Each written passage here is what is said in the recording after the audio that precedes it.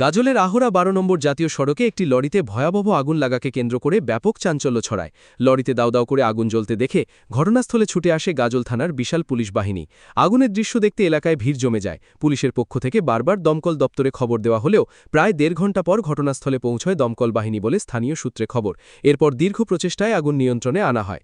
জানা গিয়েছে ভোরের দিকে গাজলের ময়না ১২ নম্বর জাতীয় সড়ক এলাকায় একটি ডাম্পার দুর্ঘটনার কবলে পরে গাজল টোল প্লাজার রিকভারি ভ্যানের সাহায্যে দুর্ঘটনাগ্রস্ত ডাম্পারটি গাজলের দিকে নিয়ে যাওয়া হচ্ছিল। সেই সময় আহরা ১২ নম্বর জাতীয় সড়কের উপর আচমকাই লরিটিতে আগুন ধরে যায়। সকালবেলা এসে দেখতে পাচ্ছি গাড়িটা এইভাবে আগুন ধরে গেছে। ক্রেনে টেনে যাচ্ছিল, তো শর্ট সার্কিটে মানে আগুনটা লেগে যায়। বিবর্ষ আগুন নাকি? বিবর্ষ আগুন, গাড়ি সব দাউ দাউ করে সব পুড়ে গেল।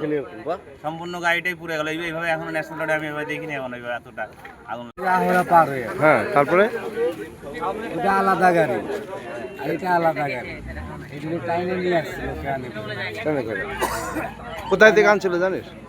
কোথায় থেকে আনছিল? এটা কোথায় থেকে আনছিল ঠিকানা নাই, জানা নাই। তার কিভাবে আগুনটা লাগে? টাইনে আনছিল, আনতে আনতে আগুন লেগে গেছে হঠাৎ করে।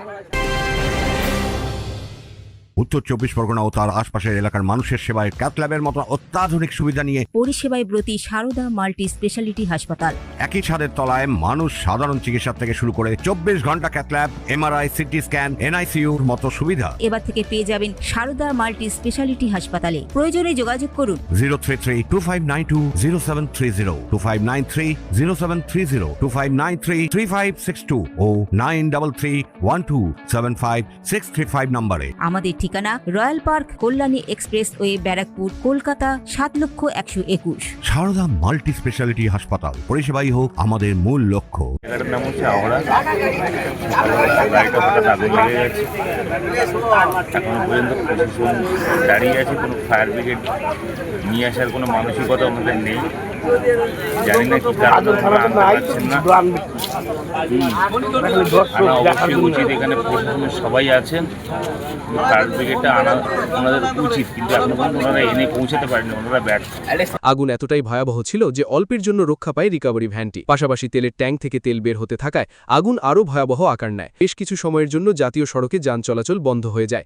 একটি লেন সম্পূর্ণ বন্ধ করে দেয় পুলিশ। পরে পুলিশের উদ্যোগে অন্য একটি লেন দিয়ে যান চলাচলের ব্যবস্থা করা হয়। ঘটনায় কোনো হতাহতের খবর পাওয়া যায়নি। তনুজ জৈনের report, news Bengal today. Meghbela লাইভে আপনার পছন্দের টিভি চ্যানেলস সম্পূর্ণ বিনামূল্যে, শুধুমাত্র মেঘবেলা ব্রডব্যান্ডের কানেকশনের সঙ্গে। মেঘবেলা ব্রডব্যান্ড, বাংলার ঘরে ঘরে।